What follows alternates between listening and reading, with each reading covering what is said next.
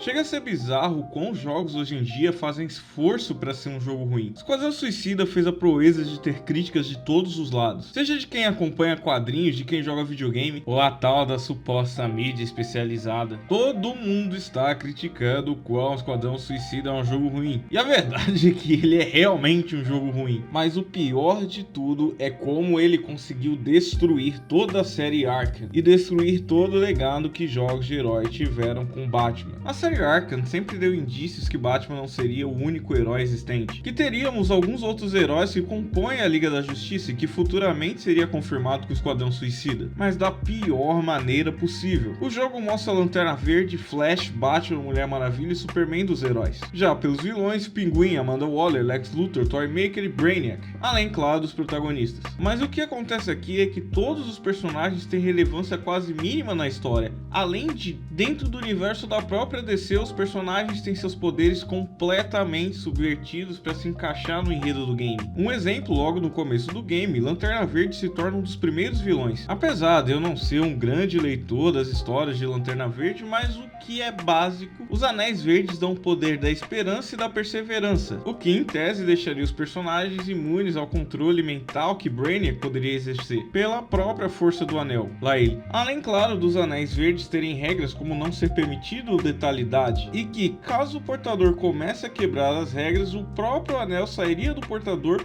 por não cumprir as regras. E adivinha só, pro John Stewart, Lanterna Verde na Terra no momento, todas essas regras são quebradas, então o anel deveria deixá-lo, mas adivinha novamente, isso não acontece. Ou seja, toda a base que mesmo alguém não sendo o maior conhecedor de Lanterna Verde da história, mas só de saber o básico já reconhece os erros, além claro do que todo mundo tá comentando de que, quando um Lanterna morre, não apenas os verdes, os anéis são passados a um próximo candidato que tem esperança para poder possuir o anel, mas no game o anel fica grudado no dedo de John Stewart. Esse cabra realmente não queria soltar o anel de jeito nenhum. Ou seja, entendemos que quem está escrevendo a história do game não conhece a história dos quadrinhos ou de todos os personagens. Nem os heróis mais conhecidos são respeitados, os seus poderes ou fraquezas, como Superman, que literalmente tem uma pedra de kryptonita cravada no coração e só fica com uma coceirinha no peito. A sina da DC por transformar Esquadrão Suicida em algo rentável em outras mídias continua de maneira desesperada. O fator chamativo que já está no nome, Esquadrão Suicida mata a Liga da Justiça, é supostamente um chamativo bem apelativo para quem quer ver o jogo.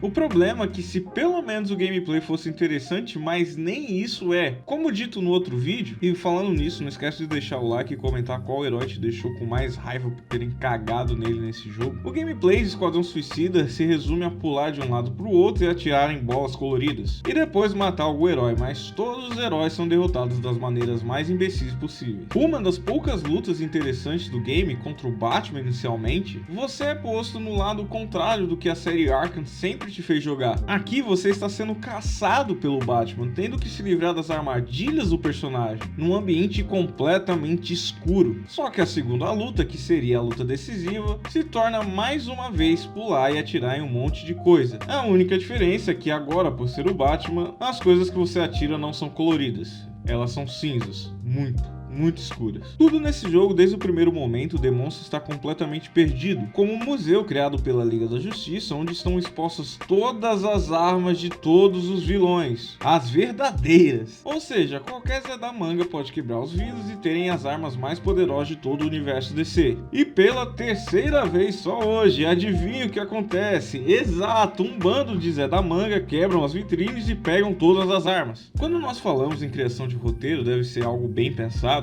Para você ter uma história coesa, é sempre bom se manter em algo menor para você não se perder tanto tendo que dar valor a muitas coisas. O universo DC é tão grande e complexo que para botar a mão em algo pequeno se torna um vespeiro gigantesco, ainda mais com uma comunidade tão carente de coisas boas como os consumidores da DC, ao mesmo tempo que a comunidade é extremamente fiel à DC. Mas o tema é que Esquadrão Suicida consegue ir além de não respeitar o próprio universo gigantesco da DC, mas ele não consegue criar um roteiro respeitando as próprias ideias, sendo coerente com ele mesmo. Filmes como Guardiões da Galáxia, mesmo querendo utilizar a chacota e serem mais cômicos do que os demais, mas têm histórias bem escritas, respeitando a narrativa, trama e personagens, enquanto aqui, os personagens só são relevantes porque já estão introduzidos na cultura pop, mesmo que sempre de forma negativa. E são completamente idiotizados pelo enredo fraco que não respeita as próprias estruturas. Como dito, eles te informam que as armas mais poderosas do universo estão em uma sala aberta ao público, ou então o uso frequente de exposição para poder entregar essa história. Esquadrão Suicida conseguiu a proeza de fracassar em várias mídias, HQs, filmes e agora videogame, tendo apenas a série animada para poder chamar de alívio em meio a um mar de lixo. E já começamos o ano de 2024 com um excelente jogo.